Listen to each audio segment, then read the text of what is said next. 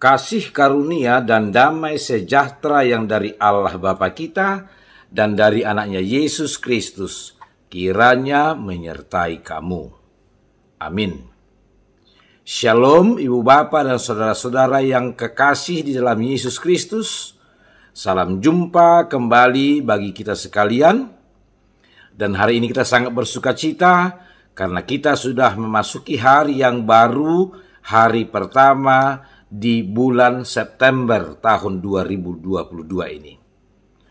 Tuhan sungguh baik menyertai kita sepanjang 1 bulan yang lalu, dan kita yakin Tuhan juga akan menyertai kita sepanjang bulan ini menjalani hari demi hari kehidupan kita. Ibu bapak dan saudara-saudaraku, untuk itu di hari ini mari kita buka hati kita untuk mendengarkan firman Tuhan yang menyapa kita setiap hari. Dan hari ini firman Tuhan itu diambil dari kitab Yesaya, pasal 45, ayat yang ke-12. Demikian bunyi firman Tuhan. Akulah yang menjadikan bumi dan yang menciptakan manusia di atasnya. Tangankulah yang membentangkan langit, dan akulah yang memberi perintah kepada seluruh tentaranya. Demikian firman Tuhan. Allah Sang Pencipta, pemilik kuasa mutlak. Itulah topik sapaan firman Tuhan kepada kita hari ini.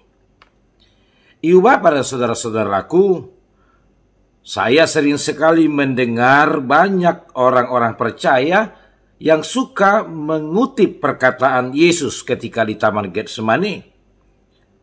Perkataan itu berbunyi seperti ini, "Jadilah kehendakmu."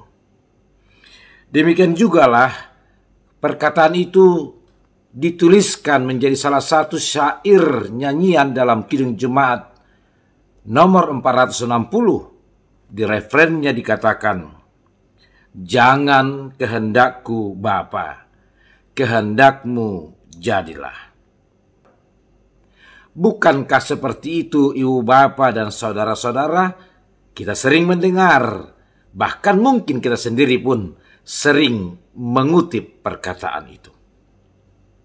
Menjadi pergumulan bagi kita adalah dalam realita kehidupan kita justru sering sekali bersikap yang kontradiktif dengan ungkapan yang sering kita kutip itu. Kita berkata, "Janganlah kehendakku Bapa, kehendakmu jadilah."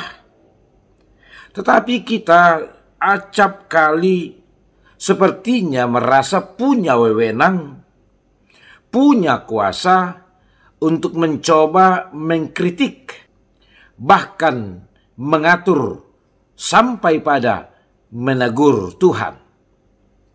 Seperti sikap Petrus yang mencoba menegur Yesus. Ibu bapak dan saudara-saudaraku, demikian jugalah sikap yang pernah dimunculkan oleh umat Israel. Mereka sepertinya tidak dapat menerima ketika Allah sepertinya bertindak di luar nalar mereka, di luar logika mereka, di luar bayangan mereka. Mereka mencoba berbantah kepada Allah ketika mereka melihat tindakan-tindakan Allah di luar akal dan pikiran mereka. Mereka mencoba mempertanyakan hal itu kepada Allah karena segala tindakan-tindakan perbuatan Allah.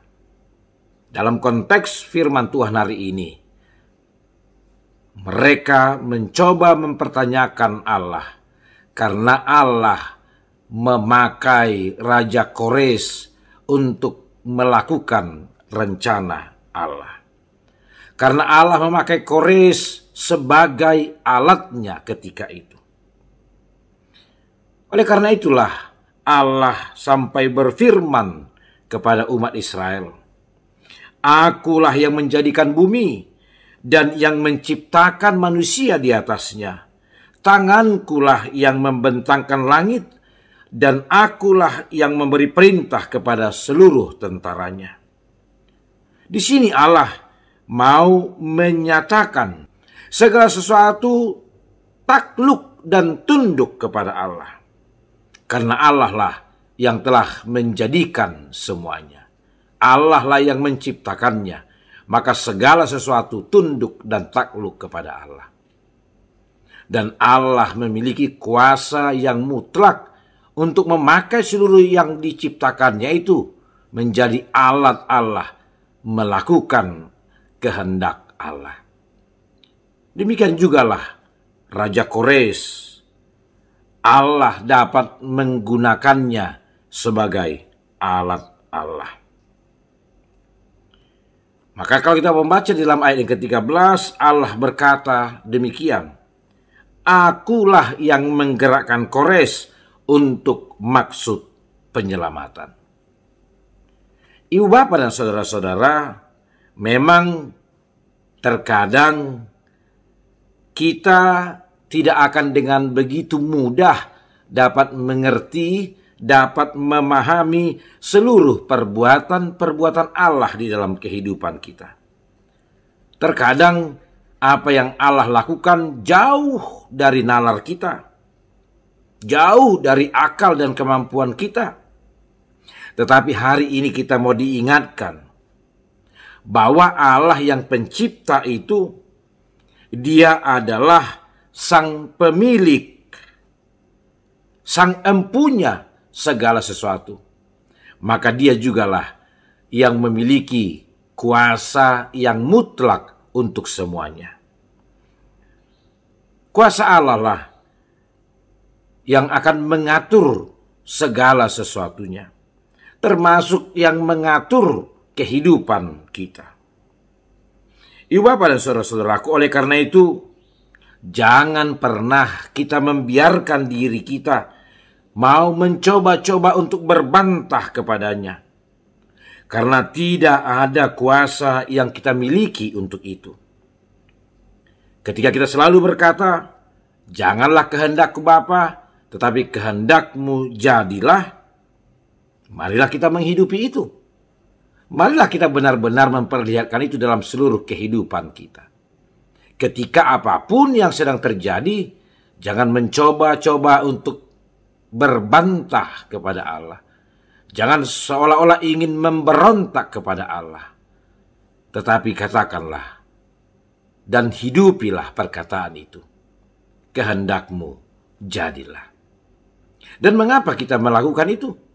Karena sesungguhnya kita tahu apapun yang dilakukan oleh Allah, apapun tindakan Allah, maka semuanya itu adalah untuk mendatangkan kebaikan dan keselamatan kepada kita. Amin. Kita berdoa. Terima kasih Bapa di sorga untuk firman-Mu yang menyapa kami hari ini, yang mengingatkan kami bahwa Engkaulah pencipta segala sesuatu, dan Engkaulah yang memilikinya, dan Engkaulah pemilik kuasa mutlak yang mengatur segala sesuatunya untuk mendatangkan kebaikan.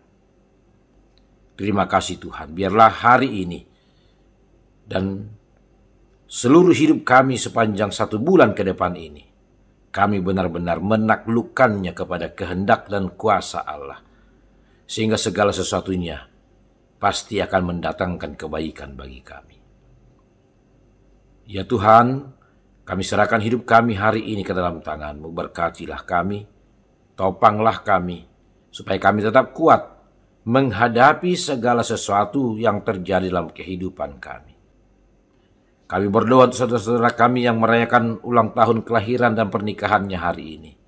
Terima kasih Tuhan untuk umur panjang yang telah Tuhan tambahkan kepada mereka.